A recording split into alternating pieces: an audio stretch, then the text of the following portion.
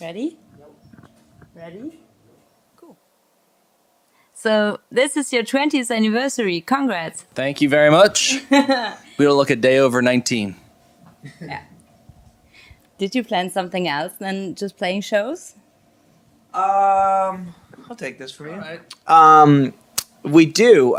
We just announced actually the day this tour started a 7-inch series. It's going to be 6 7-inches, and they're going to be spread out through the remainder of the year.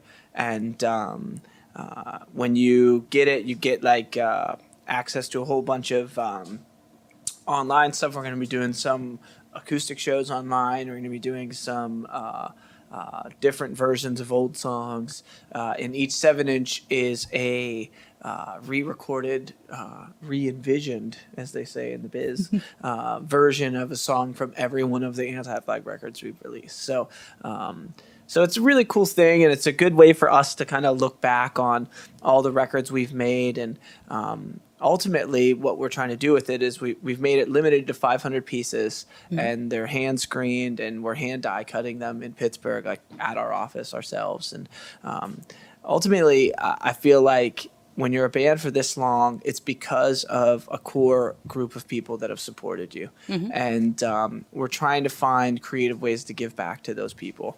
As you've been making music for quite a while now, I want to know the music change in your perspective. Our music has changed slightly because we've gotten to be better at what we do. I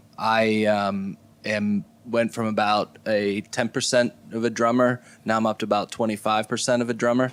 So I'm getting better. So that changes how the sound goes a bit. Every 20 years. Every 20 years, I get about 15% better. If I'm alive by 100, I'll be doing really well. Yeah. Watch out, Neil Peart. I'm coming for you, you fucker. Yeah. I think it became more focused once we realized that people gave a damn. At the beginning, we were just writing these songs for ourselves. And one day we realized there are people coming out to the shows, there are people buying the records. We shouldn't tread upon this opportunity lightly. When we were younger, we were much more just angry at the world. And now, as we've gotten older, we have figured out what things actually are making us angry, and we are focusing on those things. Directed anger. Much more directed, much more focused anger. And did the relationship between all of you change? Yeah, one of the things that we learned early on is how to be a band and how to travel together.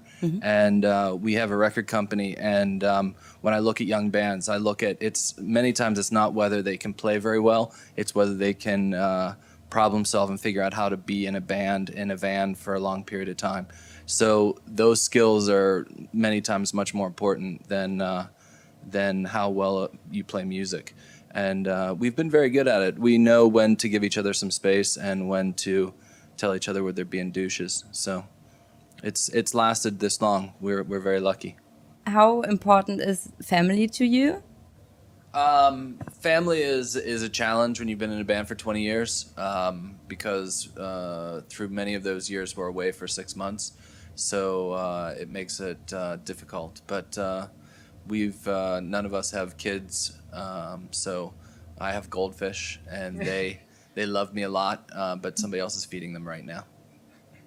Do you get an insight on the local music scene when you're traveling? Not as often as I would like. One of the coolest things that ever happened to us is the first time we played in Malaysia, which is the only time we ever played in Malaysia. But we landed, and the kids that were putting on the show were actually younger guys. Kids, they're all kids. But they took us to their DIY spot, and the show was happening that night, and we got to see some local bands and some touring bands and just their scene and the way things happen there. And that was a really cool experience. In Europe, it's actually more difficult than it is in the States. Like Europe, they like shows to be 2 or 3 bands, whereas in the States, you get a lot of 4 and 5 band bills. And then you get to have more local bands on the shows in the States. Yeah, I remember when Justin was on tour, on his solo tour, he brought a guy from Cologne. Hello, Pied Piper. Mm-hmm. How did that happen? Was it to meet him before? Or? I don't know, man. Ask him. No. There. We weren't babysitting him. Yeah.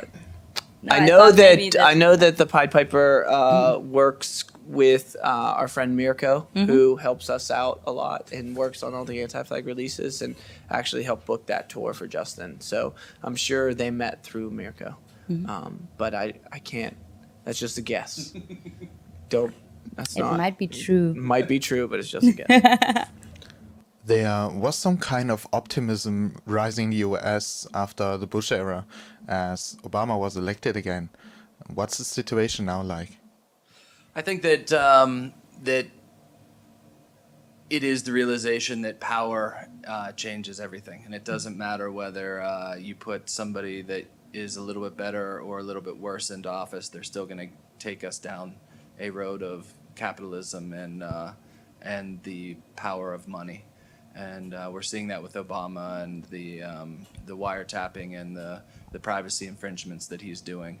That it's an unpleasant experience to see that. Now, having said that, doesn't mean that we should give up hope, because the only time there is real change is when people are in the streets and people are demanding it. And with Obama, we felt as though he was going to make the change and we could stay out of the streets. But we're learning that it doesn't matter whether it's a conservative or a Democrat in power, that people still need to be in the streets. During all these years, what was the most impressive thing you caused with your music? Well, for me, it's the little victories that we've had, and we play a lot of shows in military towns and around the world. And when a kid comes up to us and says, "I'm in the military, but I'm trying to get out, and I want to be a conscientious objector," or something like that, because I've realized that military is not valuable, and the violence that it's creating is not helping the world. That is important to me, and that's one of the victories that I take. Now I can't, and obviously we can't take that only ourselves. There's many other bands and many other ideas that cause these kids to make those choices, but that we are one of those many makes me very happy. It's not necessarily about what we did as much as it's about the things that inspire us to keep going. I take a lot of inspiration from the times that we play Warped Tour, and I look out and I see a kid in Montana who wouldn't be at any Anti-Flag show no matter what if we begged him and dragged him there, but yet somehow at a Warped Tour he's there and he hears us talking about racism or sexism, or talking about maybe another band on the tour that is openly sexist, and why we as a band are different from that. And to see the light bulb kind of go off, and to meet that kid later and have him say like, "Yeah, I was a real jerk, and now I want to think about living my life a little bit differently." And then you just go like, gotcha. Yeah. Every one of the songs we sing is about finding a world where racism, sexism, homophobia, and nationalism do not exist. It doesn't matter if that song is more keen on erasing sexism 1 minute, or if that song is a joke song. The band itself exists for the reasons of creating a community where people can be themselves. You're supporting several aid organizations. Which one is the closest to your heart? Well, it's difficult to say, because there are some things that we've done as a band that are far more closer to the individual.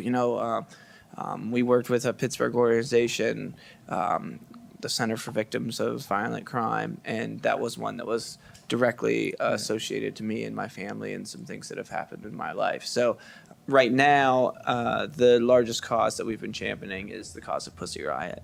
And we've been working closely with Amnesty International on that cause. And we went to a studio in Berlin last September and recorded the Amnesty International theme song, and we put that out early this year. And we've been doing some really cool work with them to just keep Pussy Riot in the public discourse, because prisoners of conscience, political prisoners, their time is only valuable whenever it's being discussed.